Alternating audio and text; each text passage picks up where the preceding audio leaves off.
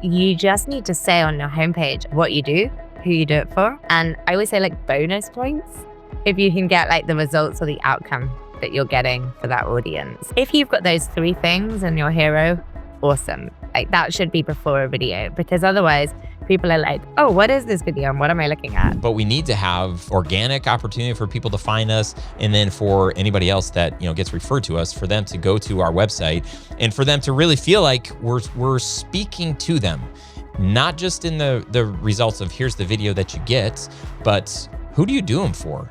Right, just like you said, and what's the big problem that those people or those businesses, what problem do they have, and how do you solve it with video? Copy is so much easier than you think it is when you can just get out of your head and just think about the person you're writing to. And it should just be like a letter. Just imagine it like a little love letter to the person that you want to talk to. On episode 416 of the podcast, we talk about how to make your website visitors actually want to click play on your videos, why you need copy before your videos and what that copy should say, and simple ways to overcome humble creative syndrome and showcase your true value. And then actually one of my favorite parts on here is how to get people to actually fill out your contact form on your website. All that and so much more in today's episode. What is up, my friend? Hey, I'm Ryan Coral, and this is the Grow Your Video Business Show. I'm so happy that you're here. Today's guest, positioning strategist Delia Monk, reveals why even the most stunning portfolio will not convert without the right copy. And you're going to learn how to get prospects clicking play and some simple copywriting tweaks that instantly boost your engagement, and why your modesty might be costing you clients. Also, if you're looking for a book to read, Starving Artist by my friend Jeff Goins. Is that what it's called? Starving Artist? It's something like that. You should read it. It's really good. There's my alarm. It's time for my next thing. I'm really excited about this episode. This was a really fun interview. Delia is a lot of fun and super duper sharp. So we all should be looking at our website, and we should all be wondering, is this the most effective website that I have? This is your business card today, and it deserves some attention. So let's carve out some time to hear what Delia has to say, and then to make some changes if we need to. If you're brand new here, welcome. Check out my 6-figure filmmaker workshop by going to studiosherpas.com/workshop. Is a completely free workshop where I share 20 years of me making mistakes and figuring out some things on how to build a video production team, how to win clients, failures that I've had along the way, and just everything that I've been learning in between, jam-packed. I put as much information in this workshop, in this video workshop, to help you fail faster and build a more successful video business. You can access that workshop, the complete workshop, at studiosherpas.com/workshop. Okay, with that, let's jump into today's episode. What's up, friends? Welcome to another episode of the show. Today with me is Delia Monk, who is a positioning strategist and website copywriter. Delia, thank you for joining me. I'd say, well, I will say this evening or this afternoon. How do you say that? How do I say that? Welcome to the show. Thanks, Ryan. It is so lovely to be here. I'm very happy to stay up for it. Good. I'm excited for this conversation because I would say for most of us, I've been coaching filmmakers for, I guess officially for about 8 years, and I've had the privilege of doing a lot of website audits. And I'm a big Donald Miller fan and brand story and just the very easy, kind of framework that he has shared. And so typically, when I'm doing website audits, I always tell people when I'm doing these audits, I'm like, this isn't what I do, but I do have strong opinions. So let me share these with you. And I would say it's surprising to me how many bad websites there are out there. And maybe I shouldn't be surprised, but I just feel like for so long, there have been people like you out there teaching people like us, here are some things that you can do to have good websites. And I'll also say for filmmakers, video production people, one thing that we really like to do, Delia, is we like to hide behind our work. Oh, yeah. I've seen that. So that's a challenge that we have. And how can you help us overcome some of these challenges that we have on today's episode? Absolutely. Yeah. I've noticed that actually it's like the more creative you are and the more talented you are, the more you think you don't need to write about it. And I am really sorry to be the bearer of bad news. It doesn't work like that, I'm afraid. So like I would say one of the biggest things that I've noticed on filmmaker websites is they will have lots of brilliant films, but Yeah. there's no hook for them to watch it. So that's one of the main things I see. Like I'll be doing these audits as well, and I'll be looking at a website and there'll be this video, but you're not giving me a reason to press play. Like you need that hook. You need to like make me think, oh my God, I have got to press play. And then once I press play, yeah, your work will speak for itself. Mm-hmm. So in your mind, like what's an example of something, let's just say we target law firms, work with lawyers. What would make a lawyer want to like click? So you can basically either use a pain or a struggle they might be feeling and then feel that the solution is in the video. So it might be like, I work with a lot of lawyers. So it's hard to pick an example, but it's like, if you're feeling this struggle or pain, watch this video to find out how we can help you. Or, so suddenly you're like, oh, well, I'm feeling that. So now I need to watch this video. Like it doesn't have to be clever. It can just be really straightforward. Or if something really cool happens in the video, you can kind of allude to it depending on your tone of voice. And then you can write sub copy underneath that says something like, make sure you watch it to 2 minutes 54.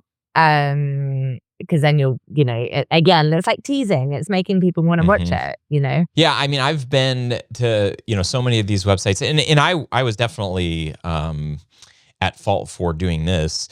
When we post videos on our websites, I mean, there is so much real estate on a thumbnail. And I've seen some websites that have, here's 6 videos or 8 videos. And those thumbnails would typically be a beautiful image, or it would say like, Smith Company Retreat. And so as a viewer, as somebody that's, coming to this website, I own a business and I'm trying to find a video person that can solve my problem, right? So I have this marketing problem or whatever this thing is. I have this goal. The images, the pretty images are just that. There's no allure other than like, wow, that looks cool. And then the generic, I don't say generic because it's very specific for that client, but as soon as you put it on your website to use as marketing, like there's a great opportunity to either hook them or or say exactly what this is, right? Like law firm brand film or marketing video for law firm or, something like that at least informs the person, is this something, why am I going to click the play button? I think we're so full of ourselves and we know that the work that we put on our websites is our best work that we just assume people are going to click that play button because that's what they came there for. But in your world, man, there's so much more opportunity outside of just a video. Yeah. Right? Like when people start thinking about their website, where should their video or videos go? And is there anything that should go before it? Yeah, absolutely. So there's quite a few things to say. One thing I just want to say as well is like the power of a testimonial. So let's say you do have this video with a client but there's no copy underneath it, but the client said something amazing, or there was a result or an outcome that video got the client. Just putting that underneath or above it, or just putting the testimonial above it is so powerful because that is another reason to watch a video. It's kind of like, oh, this video generated like 500K in 1 year or something. If you get those numbers, then it's like hit play. And the other thing I would say as well is that I think like filmmakers will presume their video speaks for themselves because they know how good it is, right? Whereas Joe Blogs doesn't really know how good it is because we're not actually educated to know. So we're just watching a cool video and we like the video, but we don't even understand which parts they've done. Like, was that filmed with really cool raw footage? Is that why that video is so good?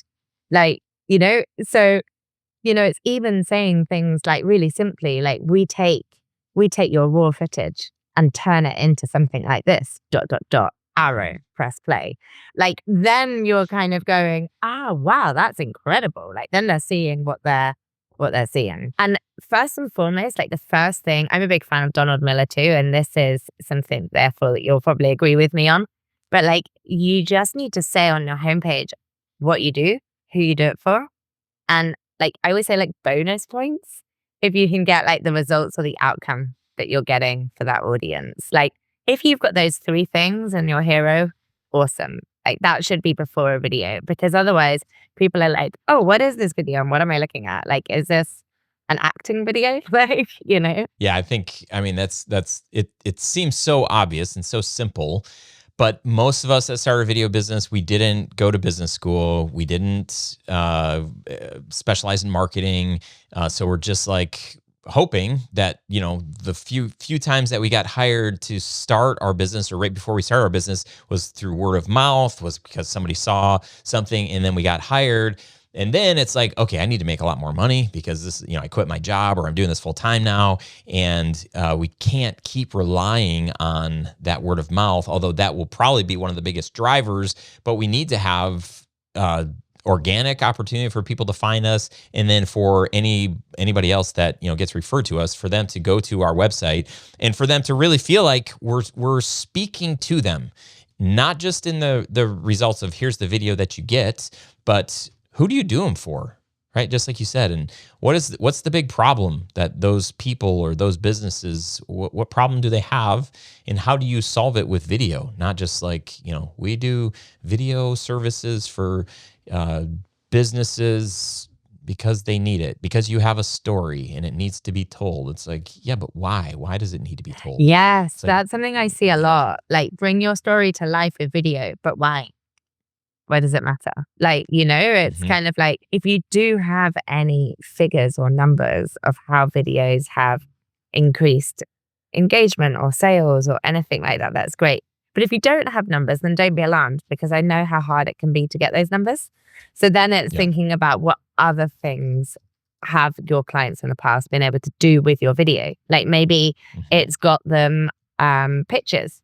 Maybe it's helped them land a new client. Maybe it's helped them recruit more people. Maybe it's, you know, help them have an emotional connection with their audience. So there's so many things that videos can do.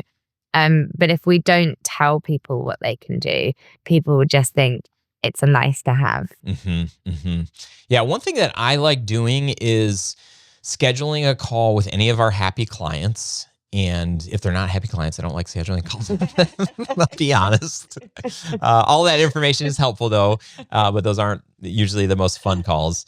But hopping on a Zoom call with a client, hitting record and just saying like, hey, are you fine? You know, if I record this, I will only use video of you if you give me, you know, 100% permission and whatever. But I just want to make sure I don't miss anything. And usually people are like, oh yeah, that's fine. You're right. There's already this trust, right? They're a fan of you and your work and all that. And then just asking them, you know, how did the work that we do, did it help you guys? And a lot of times we don't ask the right questions on the very front end in our discovery calls to figure out what kind of needle are they trying to move? You know, are they trying to get 10% more sales? Are they trying to, you know, hire 100 new employees? If we're asking those kinds of questions on the front end, which I encourage people to do, then 3 months, 6 months, 12 months later, you can go back to them and say, hey, how did the video do with the campaign that you guys launched in order to hire 100 new staff? Like, how many did you get? And even if they got, you know, 1 or 2, I think you could say, you know, this video, you know, we create videos that help people build their staff or grow their team or whatever. I love how you brought up this, you know, just pitching, being able to win pitches or land clients, creating an emotional connection. A lot of times the feedback or the testimonials that we think are enough, people say things like, oh, Delia and their team were great. That's good. Like, that stuff, it's nice. But if I know that, oh, through the work that Delia and her team did, we were able to land more clients this year than we ever have. We were able to have more confidence and feel, you know, in our pitches that we could do anything because we had this kick-ass copy on our website that was just going to make people be like, of course we have to go with these guys. So confidence, emotional connection, trying to pull any of that kind of stuff. If there's no data, and that's one thing that we struggle with as I think particularly as filmmakers, we feel like, well, like, the video didn't, help them make $1 million. And even clients will be like, well, the video didn't do it. Well, sure. It was part of a campaign that you guys are, numerous things that you guys were doing. So asking with that kind of like, hey, with the campaign that you guys were doing, the video helped do what? And the other thing that you have with numbers as well is like how many people watch the video.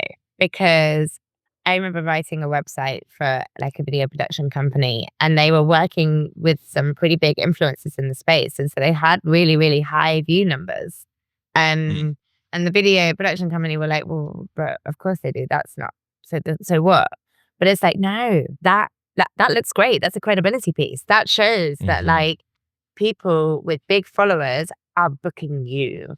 So it's kind of like, borrow that as well. If you've got big name clients or clients that have got lots of impressions or engagement or followers, mention that. So when I did like their wireframe for their website, I literally pulled out like the numbers of followers they have and how many likes it got and stuff like that. Because that's just kind of like, oh, that video looks brilliant if like 2 million people have seen it, Yeah, that's stuff that I'll also say, I've loved hanging out with filmmakers since I started this work. And one problem that we have is we're just so stinking humble that we're afraid to take stuff like that and use it. Yeah. It feels braggadocious. So the part of us that's an artist and a creative, that there's a part that's like, oh, it's icky and it feels salesy and whatever. But what I hear you saying, and what I'll also encourage people is like, those are the things that help people build trust, and that's credibility, and people need that. Like in most cases, your work isn't enough for people to hire you. You need other things that are going to build that trust. You really do. And at the end of the day, if you're not confident in talking about the results that you can get and showcasing the kind of clients that you work with, how can potential clients be confident in you? So it's like the space where you get to brag, and then you can go home and be humble with like, your family if you want at the dinner table, but like on your website, be proud of it. Because, the other thing I always say when people are saying like, oh, but it feels too salesy. And I'm like, well, is your video helping people? Has it got a mission? Has it got a cause? Is it having impact? Is it helping people? And if the answer is yes, then it's like, well, then, let's increase those sales. Let's increase that impact. And that's another way of looking at the sales stuff if it makes you feel awkward. Yeah. It just goes back to the whole like sales cycle, right? It's like we're afraid to sell, but if we believe that our videos can help them, it's like we're doing a disservice by not doing whatever we can to explain, here's how we help people, here's how we've helped people in the past. We're not guaranteeing any results for you. We're not guaranteeing that. We're just like, just know that this is what we do and this is what we've done. You gotta fight for that. If you want to do this work full time, you have to see yourself as somebody that provides a very valuable service, and it's worth a lot of money, and it can help a lot of businesses. And so believe that. And then, when it comes to selling, it's like you are helping. You're helping yourself, you're helping them, your family, if you've got one. If you want to come home to have a nice dinner, it helps to have money in the bank account where you can, afford a nice dinner. Yeah, absolutely. 100% agreed. I was thinking about when you said it's nice to jump on a call after working with a project to find out how it performed. And another thing I love doing is sending a bit of a survey with just 4 or 5 questions on. And one of my favorite questions to ask them is, did you have any concerns or hesitations about working with me? And it is such a golden gem for copywriting, because people think, oh God, but that's awful. Why on earth am I going to publish the things that made people feel edgy about working with me? And it's like, no, write that down on your website and reframe it and tell people why it doesn't matter. Like, own it, because people are going to be thinking it anyway. And so I'm trying to think of some common objections for video editors, but I give you an example for me as a copywriter. People are terrified that I won't get their voice. They say all the time, oh God, I might pay out like, however much money, and then you might not get my voice. So on my website, there's a whole headline that's like, says, yep, I'll get your voice and make it your own. I'll take your voice and write it for you. And then I say something about like, I try not to make it too creepy as I listen to you intently. And but the idea is someone's already thinking that. So why don't I just say it and overcome that objection? Yeah, I love that because there's the generic, everybody's probably thinking these things. So you have these generic objections, but then to get the people who hired you that overcame whatever those objections were because of whatever reason. So if you can figure out what that is, put that on your website. Hey, some, clients, if you're considering us, you might be thinking, or you might have this objection. Well, let me tell you why you shouldn't have that objection or how we're going to overcome it. I think that's so smart. And that's like really helpful, especially, when you're interviewing clients. They're going to tell you and it might be something like, well, your website, it wasn't that good. So we weren't really sure until we met with you. And then we're like, okay, this guy really knows what he's talking about, but you wouldn't know it by their website because they just have their best videos on there. Yeah. They have it's bad copy. There's no copy. We had to scrounge around and try to figure out where's the phone number, for this place. And then we finally found it. So we had this call. I'd be really curious to know, one of your promises is how we can have a website that gets people to actually fill out our contact form. So what's the secret formula? So there's a few things, right? Because to get to your contact form is like a journey, right? So like someone lands on your homepage, the first thing they need is clarity, which we talked about before. Like, who are you? What are you doing, and what's the outcome or result? So we need clarity. That's the first thing. And the other thing is there needs to be a clear user journey throughout the page, throughout the site. So if you've got a multi-page site, or even if you've got a one-page site, there should be a really clear section or page on your services. And again, this is where clarity is king, right? Because it's like, hey, these are the services that we can offer you, like 3 services. And if you've got a services page, your call to action on your homepage should be to get over to that services page. Like, let's get them over to the services page. And then that services page has one job, to get them to your contact page. Because it's like that services page needs to get them excited. It needs to make them feel like, oh my God, when can I start? This sounds amazing. This is going to transform my business. This is what I've been looking for. And then when we've got that call to action leading to your contact page, what we want then is a really clear form that doesn't have too many fields, but gives you everything you need. And also a big mistake I see a lot of people having is not putting their email address. And this is such a bugbear of mine. Such a simple thing, like I'm a conversion copywriter, but I'm not talking about necessarily writing super clever copy. And like, just put your email address on your contact page, because so many people don't even want to fill out a contact form. And so people bounce off the contact page all the time because they see a form and they don't want to fill it out. Your form could be the best designed UX experience in the world, and there'll still be someone that's like, I don't do forms. So, we need to be getting that email address and in the footer as well. So, it's basically having really clear, concise, compelling copy that resonates and talks to your ideal audience, takes them on a journey, tells them in detail about your services. Like, the more they know and the more that their questions are answered on the page, the more likely they are to actually get to your contact page. And another thing that I think helps get the contact page filled out is talking about your price. One of the biggest reasons why people don't fill out contact pages is because they have no idea of how much it's going to cost to work with you. Now, I'm not saying that you have to put all your prices left, right, and center. That might not work for like your business. It doesn't always work for my business. So then it's all tailor-made, right? But a way around that is having a price drop down on your contact form. So like, these are the price margins, like which one are you looking at working with? Or having an FAQ on your services page where it says, how much does it cost to work with you? And in that, if you want to say, hey, I'm not telling you then say that, Yeah. but dress it up in a way that's like, oh, well, it's really hard to say because everything I do is tailor-made, it's customized. Right. So the next thing we can do is jump on a 30-minute call. At the end of that call, I will be able to give you a price, and that you can take or not.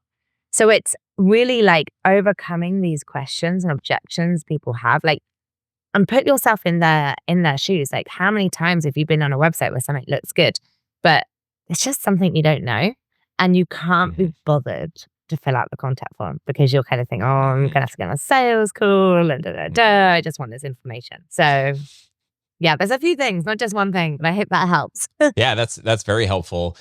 Even as subtle as having your email address accessible. I mean, email address, phone number in the footer. If you could put that on the top of, in your header, just making it easy for people to contact you. Really smart move there, right? And then how many fields do you think are too many, like on a contact form? So I tend to think like between 5 and 7 is enough. Yeah. I've experimented. I've had more. I've had less. Like, I think it's finding the sweet spot that you have enough qualifying questions to know that you want to get on the phone call with these people. But it is not so much that they're looking at it and thinking, oh, geez, I need a cup of tea for this, and I better get my lunch as well. And before you know it, they're doing something else. Can I save my progress and come back to this tomorrow? Yeah, then it's probably too many. Man, there's so many things we could talk about. I know we're winding down here. What are one or two of the big mistakes that you see people like myself making on our websites? The biggest mistake I see is not enough copy, and that we've already mentioned that. But the other mistake I see people making is not talking directly to the audience. So a lot of I can do this, we do this. If you're listening to this podcast and you do one thing after this podcast, look at your website, and every sentence that starts with I or we, flip it around and start it with you. So, instead of saying, I've got 7 years experience, it's like, you need a filmmaker with 7+ years experience. So it's just like flipping it around, because the word you brings the reader into your copy. We can't use their names, obviously, like you might be able to in an email. So instead, the word you is like the closest thing we have to calling out their name. And it just makes them feel more involved and included. So that's just one thing I think is really worth doing. Yeah, I love that. And then again, you're back to the story brand thing, like they're the hero. Right. So the more you talk about yourself and your accomplishments and achievements and all the things, it's like comes like this brag fest, and you're forgetting about like, oh, let's focus on what their problem is again. Let's focus on them. So I just love that little flip. I'm going to do that exercise and go through my homepage, about page, and our services page and think through like, do we have enough, are we positioning this for them? How many times are we talking about us versus them? I think that's very practical. That's very good. Delia, this has been very informative, very helpful. What if somebody is curious about what it looks like to have not somebody that's just a copywriter, because we can all hop on ChatGPT and get decent enough copy. I know you're probably cringing on the inside, but you set yourself apart in knowing strategy and being able to have conversations and really understand what are people's goals. And you have this experience, working with clients. So what is a good next step for somebody that is frustrated with their current web copy, or just feeling like maybe there's more that could be done, but I don't know. I don't know what I don't know. Yeah, sure. So I have a free guide that might be helpful. So it's like a 3-step plan to writing a website. So if you want, you can come and get that. That's at deliamonk.com/plan. Or you can come and hang out with me on Instagram, and I do lots of tips and stuff on Instagram as well. So I do lots of terribly edited videos. Well, not terribly edited, but maybe for filmmakers. Good enough for who it's for. That's great. And give me the URL one more time for the free guide. So it's deliamonk.com/plan. Plan. Got it. Awesome. Well, this has been really, really fun to get to hang out with you. How do you want to leave our audience today? On a high. Woo! Just that. Okay. Just want to say that copy is so much easier than you think it is when you can just get out of your head and just think about the person you're writing to. And it should just be like a letter. Just imagine it like a little love letter to the person that you want to talk to.